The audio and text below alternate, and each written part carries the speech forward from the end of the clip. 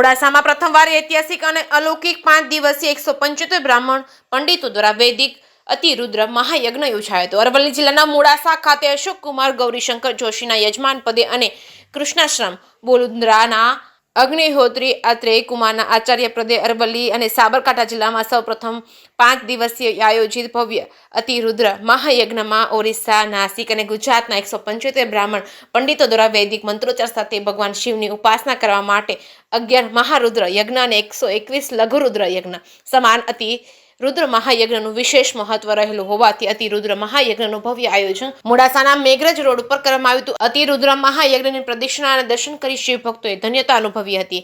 મોડાસામાં આયોજિત 1 કરોડ રૂપિયાના ખર્ચે અતિરુદ્ર મહાયજ્ઞ કરવાના ધાર્મિક વિચારો ધરાવતા મૂળ માલપુરના વતની અને મોડાસા સ્થાયી અશોક કુમાર ગૌરીશંકર જોશી પરિવારે ભવ્ય આયોજન કર્યું હતું, જેમાં આચાર્ય અગ્નિહોત્રી આત્રેય કુમારે અતિરુદ્ર મહાયજ્ઞ વિશે વિગતે જણાવ્યું હતું।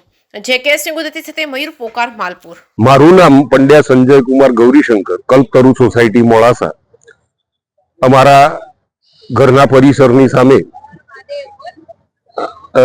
પાવન સિટીની બાજુમાં આ એક ખુલ્લા ખેતરની અંદર ભગવાન શિવની આરાધનાની ચરમસીમા રૂપ એવા અતિરુદ્ર યજ્ઞનું આયોજન કરવામાં આવેલ છે, જેના દર્શન થકી, માત્ર દર્શન થકી પણ એ અતિરુદ્ર મહાયજ્ઞના પુણ્યનો લાભ દરેક વ્યક્તિને મળી શકે છે।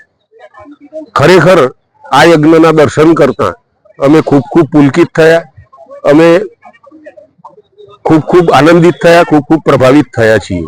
બરાબર, મોડાસાની અંદર તો ઠીક, બલકે મોડાસાના પરિઘી વિસ્તારમાં લગભગ 30 કિલોમીટર સુધી કે 100 કિલોમીટર સુધી આવા અતિરુદ્ર મહાયજ્ઞનું આયોજન છેલ્લા 100 વર્ષ દરમિયાન તો ક્યાંય થયેલું હોય એવું અમે સાંભળ્યું નથી। ખૂબ આનંદ થયો, ખૂબ મજા આવી।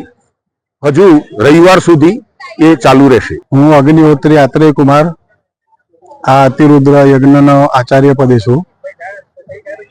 મોડાસાના શ્રી અશોકભાઈ જોશી એમના પરિવાર સાથે આ અતિરુદ્ર યજ્ઞના યજમાન છે અને આ યજ્ઞની અંદર 175 બ્રાહ્મણો ભારત વર્ષમાંથી બોલાવવામાં આવેલા છે। નાસિકના છે, ગુજરાતના છે, ઓરિસ્સાના છે। ઋગ્વેદ, યજુર્વેદ, સામવેદ અને અથર્વવેદના ચારેય વેદના પંડિતો આ યજ્ઞની અંદર પધાર્યા છે। 11 એક લઘુરુદ્ર હોય એવા 11 લઘુરુદ્ર થાય, ત્યારે એક મહારુદ્ર થાય, એવા 11 મહારુદ્ર થાય ત્યારે એક અતિરુદ્ર થાય।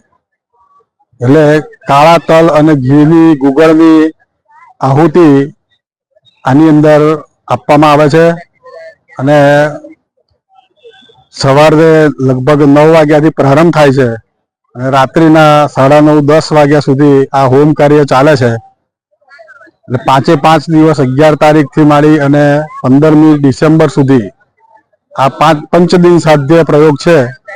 એટલે અતિરુદ્ર મહાયજ્ઞ જે થઈ રહ્યો છે એનું ફળ ગણીએ આપણે તો પહેલા તો આખા વિશ્વનું કલ્યાણ થાય, યજમાન શ્રી અને મોડાસા ગામનું પણ વધારે કલ્યાણ થાય, સાથે સાથે પર્યાવરણની પણ શુદ્ધિ થાય એવો આ યજ્ઞનો હેતુ હોય છે।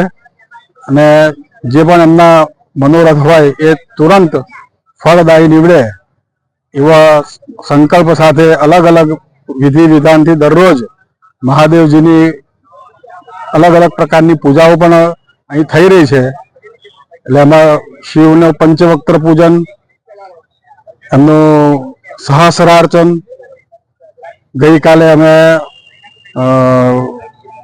જે અગ્નિ સ્થાપન કર્યું, એટલે કે યજ્ઞના પ્રથમ દિવસે શિવાગ્નિ તંત્ર દ્વારા અગ્નિનું સ્થાપન કરી અને એની અંદર આહુતિના ક્રમ દ્વારા આ યજ્ઞનો પ્રારંભ થયો છે, જે એક અલૌકિક એક વસ્તુ છે। અને વૈદિક કાળમાં જે પ્રમાણે યજ્ઞ થતા હતા એ પ્રમાણેના આખા અતિરુદ્ર મહાયજ્ઞનું આયોજન અહીં થઈ રહેલું છે।